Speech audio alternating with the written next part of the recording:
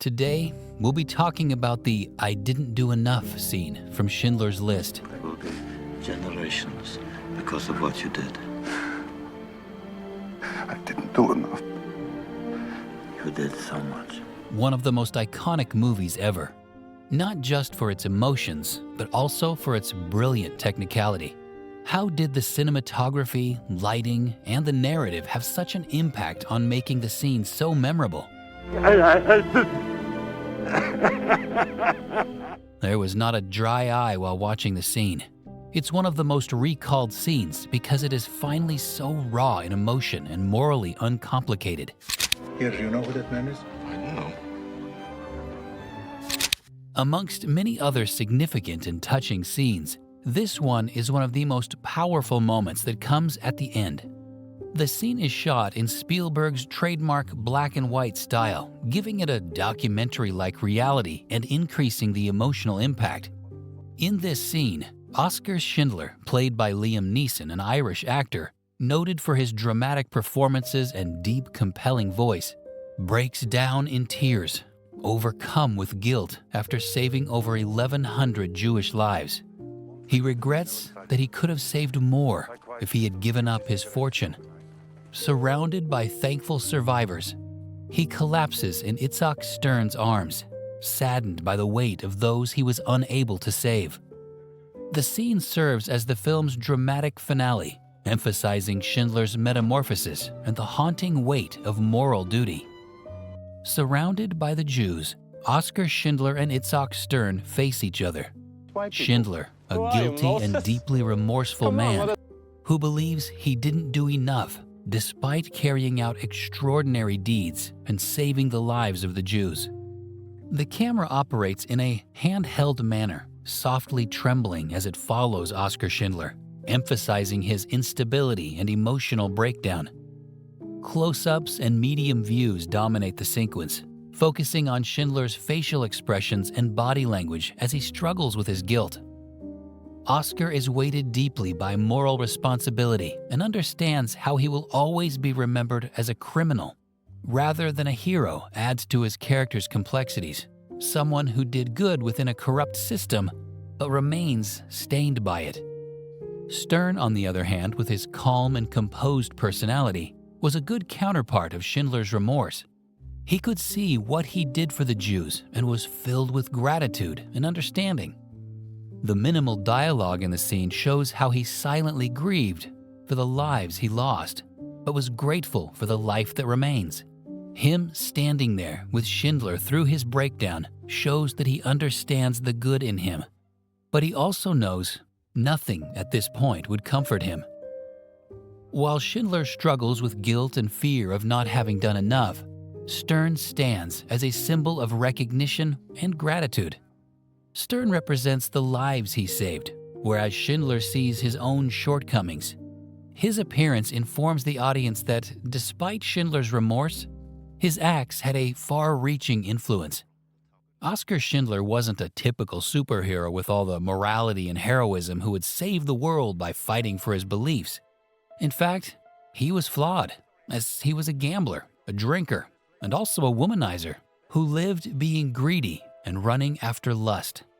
This personality of his and the deeds he did later are the things that make him more mysterious. Schindler had a motive of starting a factory in Nazi-occupied Poland so that he could use the Jews as laborers at starvation cost and gain huge profits out of it. However, the transition at the end of the war is heartwarming, as he spends every bit of his fortune that he has to save those Jews. Why did he change? What happened to change him from a victimizer to a humanitarian? It is to Steven Spielberg's great credit that his film Schindler's List does not attempt to address that question. Any potential explanation would be too simplistic, an affront to the mystery of Schindler's existence. The Holocaust was a massive, evil engine propelled by prejudice and madness. Schindler outsmarted it in his little area of the conflict, but he appears to have had no plan and improvised based on instincts that were unclear even to himself. I'm a profiteer of slave labor. In this, his best film, Spielberg portrays the Holocaust and the miracle of Schindler's List without resorting to the easy cliches of fiction. While Schindler's emotions collapse, Stern, a Jewish accountant, remains collected, representing quiet strength, thankfulness, and profound insight. Throughout the film, Stern directs Schindler's shift from opportunist to rescuer. In this scene, he attempts to console Schindler, but his words cannot alleviate the crushing remorse that consumes him. I could have got more out. I could have got more. I don't know if I just... His calm manner stands in stark contrast to Schindler's collapse, underscoring Schindler's current weight of survivor's guilt. His attempt to steady Schindler exemplifies Holocaust survivors' quiet resilience, acknowledging both the tragedy and the life that endures. The scene starts with World War II coming to an end, and Schindler has spent a small amount of his personal riches to buy off army officers and save the lives of approximately 1,200 Jewish men and women. The lighting remains somewhat soft but sharp, generating a dramatic contrast that highlights Schindler's face. The shadows on his face emphasize his inner agony, accentuating his feelings of sorrow and personal failure. The refugees and Schindler stand in comparatively open location, graphically representing the weight of his deeds against the backdrop of those he rescued. It slowly builds tension, gradually intensifying the emotional weight of the moment as Schindler's remorse becomes more overwhelming before reaching its climax. As the war ends and Schindler bids farewell to the people he saved, he looks around at their faces. He drops the ring he received and frantically searches for it, showing how much it means to him to receive it. Schindler stands in the center, with Itzhak Stern and the survivors surrounding him.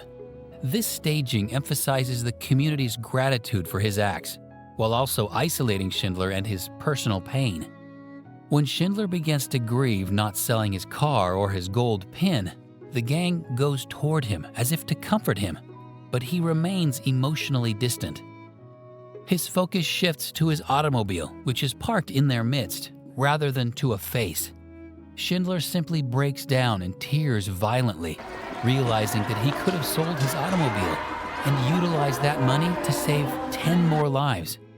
He looks at his pin and thinks about how he could use it to save 2 more lives. This tiny object, when juxtaposed with the misery around him, represents the moral tension between riches and human value. His outfit, which formerly symbolized power and rank, now appears almost oppressive, emphasizing his metamorphosis from a war profiteer to a man burdened by his duty. Throughout the movie, Oskar Schindler transforms from a self-centered businessman benefiting from the war to a man willing to risk everything to rescue over 1,000 Jewish lives. In this moment, he completely understands the gravity of what has occurred and recognizes that despite his heroic efforts, he could have done more. His collapse represents the pinnacle of his moral and emotional transformation that happened from a figure of authority and confidence to one overwhelmed with guilt and humility. One of the most compelling themes in this scene is the value of all human lives. The sequence emphasizes this by portraying Schindler sobbing over the fact that he could have saved just 1 more life. It also contrasts with the film's earlier dehumanization, in which Jewish lives were viewed as expendable by the Nazis, by highlighting the moral weight of each individual. This scene shows the weight of not doing enough for the Jews to save them. Spielberg expertly employs photography, lighting, and blocking to emphasize Schindler's guilt and the moral ambiguity of his decisions. It makes him feel like he didn't do enough. The wide-open location near the factory represents both emancipation and loss. The survivors have been saved, but the cost of the battle is still felt. The sequence takes place in a bleak region, which emphasizes Schindler's sense of emptiness, despite his heroic efforts. Schindler's complaint that he could have gotten more displays intense survivor guilt. I could have got more out. I could have got more. This guilt is key to the film's message that regardless of how much good he has done, losing even one life is devastating. His emphasis on material belongings as missed opportunities to save lives reinforces the film's indictment of prioritizing wealth over humanity. The Jews around Schindler do not blame him. Rather, they express gratitude. This wordless, emotional contrast adds to Schindler's heartbreaking self-reproach. Stern's attempt to soothe Schindler is heartfelt, but ultimately ineffective, as Schindler is tormented by his guilt. Their silent support underlines the idea that even in the face of enormous suffering, actions of kindness and courage are still important. Before we dig deeper and understand the scene better, please don't forget to hit the subscribe button to make sure that you get similar breakdowns of exceptional movie scenes. It would mean a lot to us. You can see Liam Neeson's body language during this scene, where he's confident and upright in the beginning. But as the scene proceeds, his quivering hands, his faltering voice, and eventual collapse into tears, which adds to the authenticity of it. The way Stern and the others listen silently adds to the weight of his comments, as their expressions alternate between thankfulness and regret. The scene is one of the most emotional in cinema history because it is about what Schindler feels he did not accomplish, rather than what he did. It serves as the film's emotional and moral conclusion, underlining its central themes of guilt, atonement, and the unfathomable value of human life. Spielberg reduces the sequence to its most intimate elements by having close-ups of Schindler's shaking hands, his cracking voice, and the troubled look in his eyes. The black and white photography, bleak lighting, and unstable camera work heighten the sense of emotional collapse, allowing the audience to understand the intensity of his anguish. The survivors around him express silent gratitude, but Schindler is entirely undone, trapped in the thought that he could have done more. The music in this scene is a masterclass in simplicity and emotional storytelling.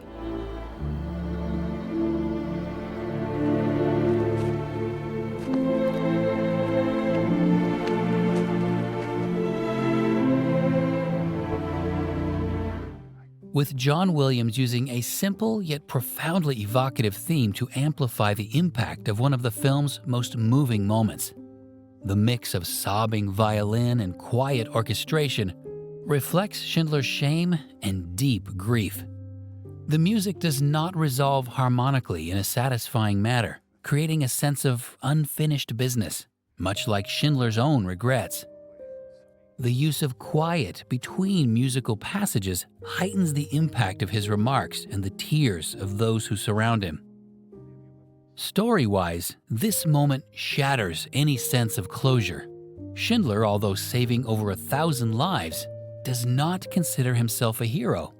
Instead, he only sees the people he failed to save.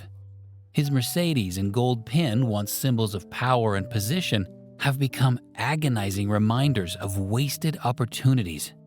This shattering understanding intensifies his breakdown as he collapses to the ground and sobs, inconsolable even as the people he saved try to console him. Despite being a hero, Schindler must flee since he is still a Nazi party member. This irony adds to the film's emotional depth, demonstrating that even a man who rescued over 1,000 lives is devastated by the horrors of war. This sequence sets up the film's conclusion, in which the real-life Schindler Jews visit his grave. It leaves the audience with a nagging question: what more could Schindler or the world have done? The scene assures that Schindler is remembered not only as a savior, but also as a man who never believed his efforts were sufficient. Spielberg uses this scene to remind the audience that even the greatest acts of goodness can feel insufficient in the face of overwhelming evil, emphasizing the film's message even further. It is not just the climax of Schindler's personal journey, but also the emotional core of the film, distilling themes of sacrifice, morality, and the infinite value of human life. The raw emotions in this scene are captivating and leave the viewers in tears. But what makes this scene so powerful is not just the emotion, but how Spielberg uses every visual element to enhance it. Just as Troy doesn't just rely on sword fighting but on cinematic techniques, Schindler's List does the same. This is not just a story about guilt. It's a visual masterpiece that fully immerses the audience in the emotional truth of the Holocaust. The director has shown brilliance in this scene by making it as raw and touching as possible, even with the visuals. He has used different cinematic techniques to depict the emotions of sadness, guilt, sacrifice, and redemption in the scene. This scene is so impactful because it expresses something fundamentally human. The notion that no matter how much we grieve, it will never be enough in the face of great suffering. Schindler's sadness is not simply his own, but it is the pain of humanity that watched as millions died. Finally, Schindler's List is a story about the awful weight of conscience as well as heroism. What's most impressive about this film is how well Spielberg serves his story. The film is superbly acted, written, directed, and presented. Individual scenes are masterworks in art direction, cinematography, special effects, and crowd management. The Enterprise has a great sense of focus. This scene assures that Schindler is regarded not as a triumphant savior, but as a man haunted by the idea that he could have done more. And at that terrible, shattering moment, Spielberg presents the audience with a fact that lingers long after the credits roll. The responsibility to act, save, and do more is one that we all have. Did you enjoy the video? Please go through our channel to find more interesting breakdowns of famous scenes of brilliant movies. Thank you for watching. See you next time. Bye. At midnight, you'll be free, and I'll be hunted. I shall remain with you until 5 minutes after midnight, after which time, and I hope you'll forgive me, I have to flee.